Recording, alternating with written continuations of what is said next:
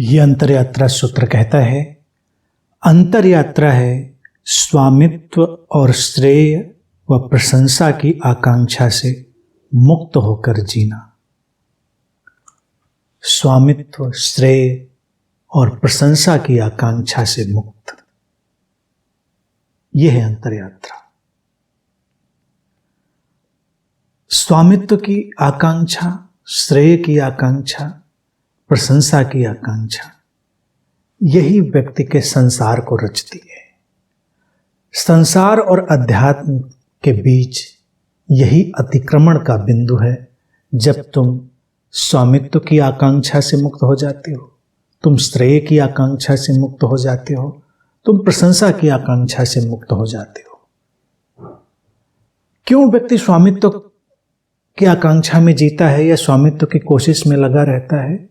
क्योंकि उसे लगता है कि अगर वो जीवन को नहीं पकड़ेगा, वो अपने संबंधों को नहीं पकड़ेगा, तो सब कुछ खो जाएगा। जबकि जीवन जैसा है वैसा ही है। ये तुम्हारी पकड़ की आकांक्षा से नहीं चल रहा है। तुम्हें उतना ही समय मिला है जितना मिलना चाहिए। ये समय या शक्ति या क्षमता, जो कुछ भी जीवन में है, वो नैसर्गिक ढंग से, स्वाभाविक ढंग से है।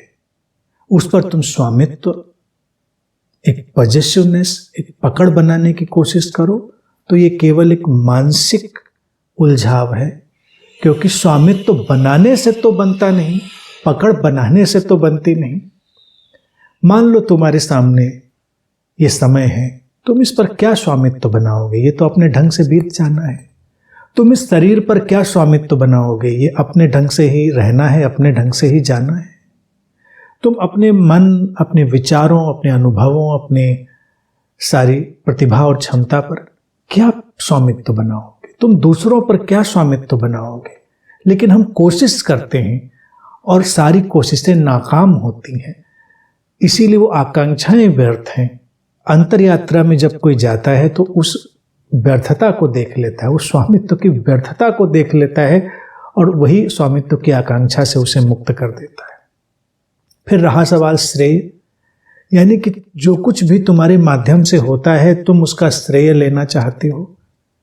कितना अच्छा लगता है जब कोई कहता है कि तुमने कितना अच्छा किया, कमाल का किया। और श्रेय की आकांक्षा अपने आप में कितना बड़ा भ्रम है। इसको जब तुम देखते हो, अचानक तुम्हारे जीवन में एक गहरा निर्भर ढंग पैदा हो जाता है। श्रेय भी तुम्हें बोझिल बना देता है, क्योंकि श्रेय लेने की आकांक्षा में ही तुम्हारे कर्तापन का भाव छुपा है। तुमको लगता है कि तुमने किया, इसलिए तुमको श्रेय चाहिए। लोग श्रेय देते हैं वो एक अलग बात है। लोग आकर कहेंगे कि नहीं नहीं, बहुत अच्छा किया आपने। तुम बस उसे तटस्थ होकर देखते हो, तुम उसे साक्षी होकर देखते हो। तुम अंदर जानते हो कि ये अकर्तापन से घटी बात है। तुम्हारा शरीर मन इस क्षण माध्यम था, समग्र अस्तित्व ने उस क्षण उसी ढंग से उससे वो कार्य किया। तुम दूर खड़े रह जाते हो, तो श्रेय भी कोई आवश्यक नहीं है। फिर रहा प्रशंसा। प्रशंसा में तुम रुचि लोगे तो निंदा से व्यथित होगे। प्रशंसा की आकांक्षा में जब तुम लिप्त होगे तो निंदा से तुम व्यथित भी होगे। प्रशंसा, हर चीज देखिए ऐसी है ना कि प्रशंसा भी आदमी चाहता है। बच्चों से लेकर बड़ों तक हम प्रशंसा से ही खेलते हैं। वाह क्या काम किया तुमने, और व्यक्ति गदगद हो जाता है।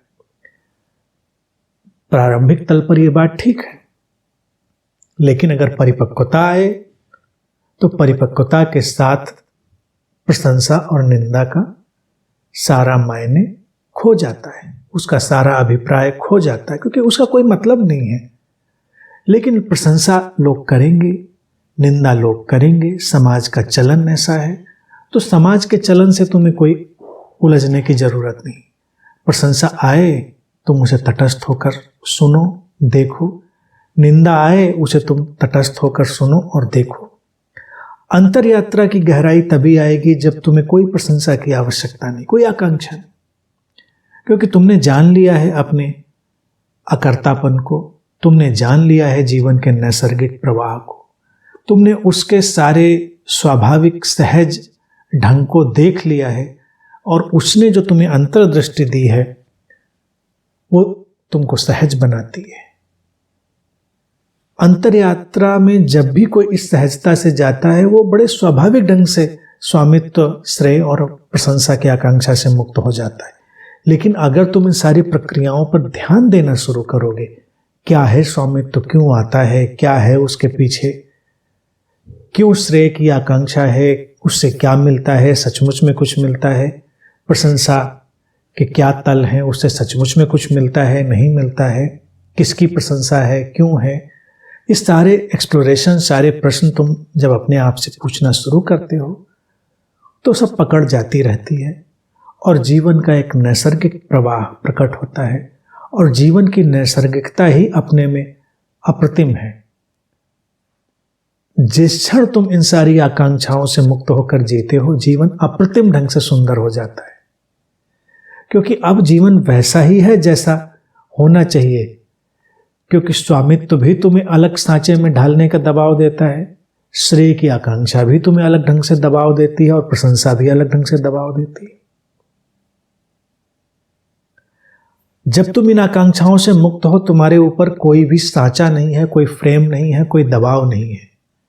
जीवन अपनी अंतर्निहित संभावना में खिलेगा और प्रकट होगा।